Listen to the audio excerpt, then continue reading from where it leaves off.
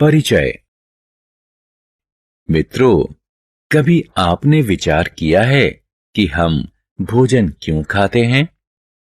हाँ, बिल्कुल सही, क्योंकि यह स्वादिष्ट एवं ऊर्जा का स्रोत होता है। इस मॉड्यूल में हम खाए जाने वाले विभिन्न खाद्य पदार्थों के बारे में जानेंगे।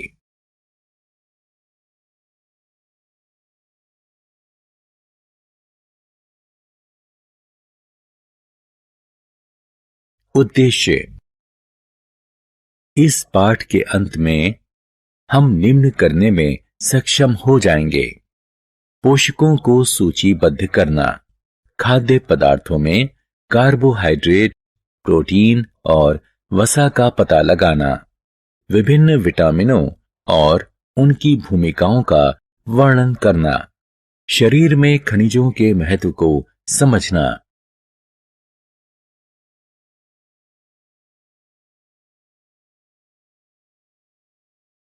शरीर में आहारीय रेशों और जल के महत्व की व्याख्या करना, संतुलित आहार के महत्व की व्याख्या करना, हीनता जन्य रोगों को परिभाषित करना।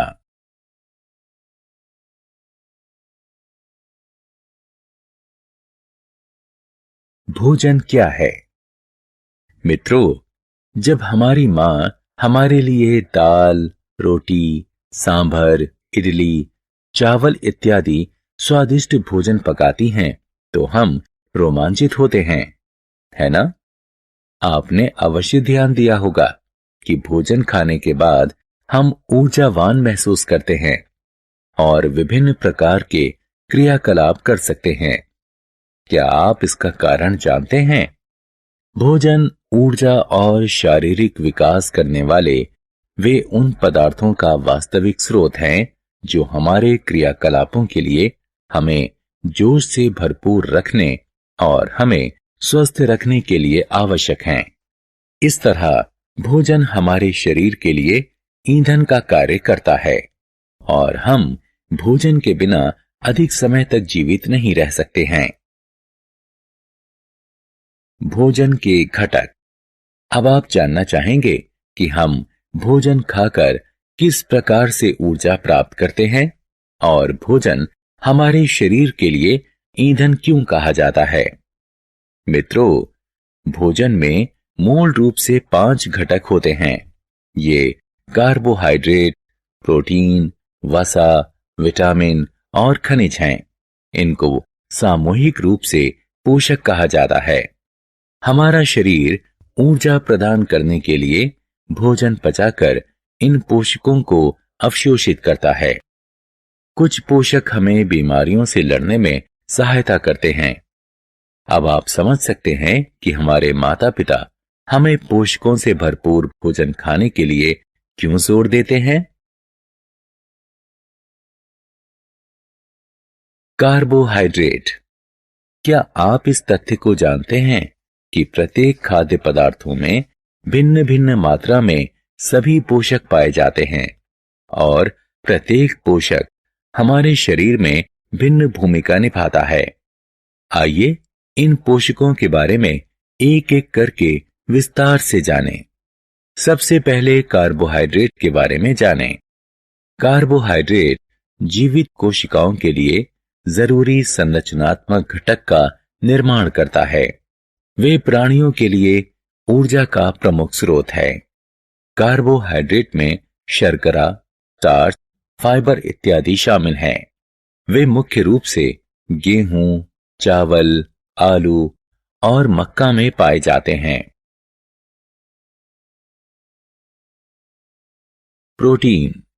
आपने अवश्य देखा होगा कि जो बच्चे दूध नहीं पीते हैं वे कमजोर हो जाते हैं और उनका शारीरिक विकास भी कम होता है, क्योंकि दूध में वृद्धि के लिए जरूरी प्रोटीन होते हैं। हमारे आहार में मांस, मछली, अंडा, दाल, पनीर और सोयाबीन प्रोटीन के कुछ महत्वपूर्ण प्रमुख स्रोत हैं। प्रोटीन का प्रमुख कार्य ऊतकों का निर्माण एवं क्षतिग्रस्त ऊतकों में सुधार करना है। कार्बोहाइड्रेट के अभाव में प्रोटीन को ऊर्जा के स्रोत के रूप में इस्तेमाल किया जाता है।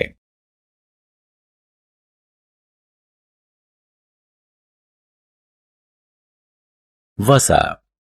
मैं जानता हूं कि आप सभी को पिज्जा, बर्गर, पनीर इत्यादि बहुत पसंद हैं, लेकिन आपके मम्मी पापा ये सब नियमित रूप से खाने से रोकते हैं क्योंकि इनमें भारी मात्रा में वसा होता है। वसा हमें ऊर्जा प्रदान करता है। यदि हम इस ऊर्जा का इस्तेमाल नहीं करते हैं तो हमारा शरीर भविष्य में इस्तेमाल करने के लिए बॉडी फैट के रूप में भंडार बना लेता है। यही कारण है कि अधिक चिकनाई वाली चीजें खाने वाले लोग मोटे हो जाते हैं। वसा के प्रमुख स्रोतों में घी, मक्खन, पनीर और दूध है।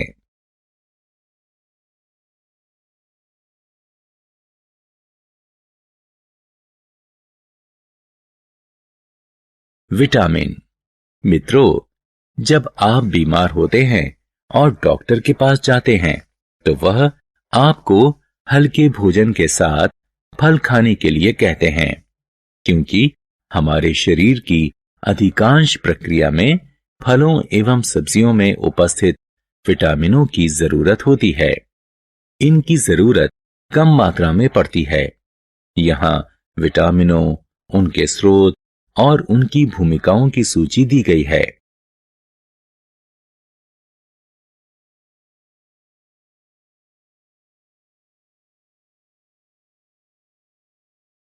खनिज।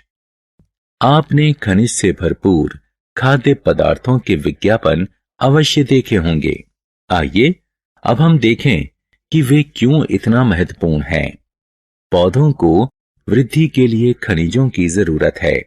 इसके अतिरिक्त हमारे शरीर में सभी रासायनिक प्रक्रियाओं के लिए अल्प मात्रा में खनिजों की जरूरत होती है। पोटेशियम, कैल्शियम, आयरन इत्यादि खनिजों के कुछ सामान्य उदाहरण हैं। आइए हम अगली तालिका में खनिजों के स्रोतों और उनकी भूमिकाओं के बारे में कुछ और जानें।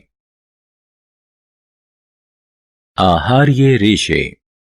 प्रिय मित्रों, क्या आप जानते हैं कि हमारे शरीर में पोषक तत्वों के अतिरिक्त आहार तंतु भी महत्वपूर्ण भूमिका निभाते हैं।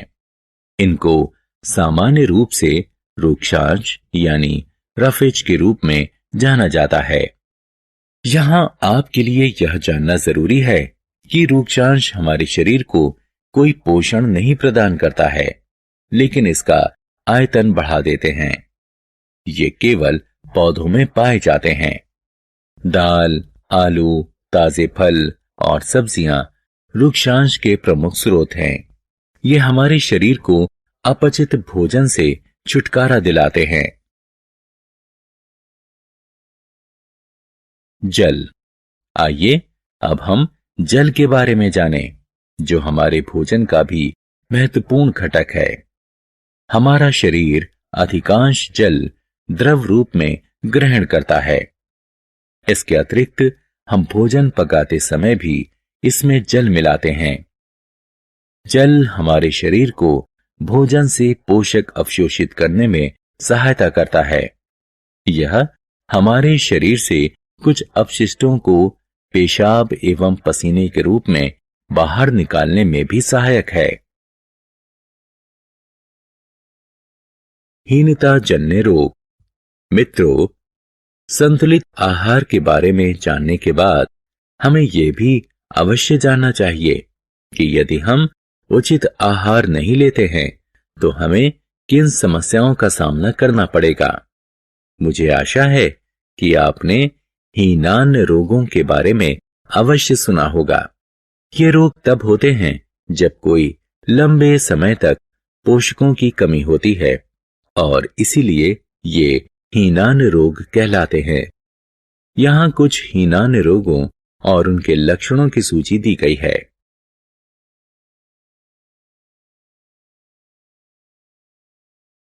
यहाँ कुछ हीनान रोगों और उनके लक्षणों की सूची दी गई है।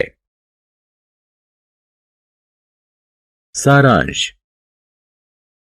आइए हमने जो कुछ सीखा है उसे संक्षेप में दोहराएं। हमारे भोजन में प्रमुख पोषक कार्बोहाइड्रेट, प्रोटीन, वसा, विटामिन और खनिज होते हैं। इसके अतिरिक्त भोजन में आहारीय रेशे एवं जल भी होते हैं।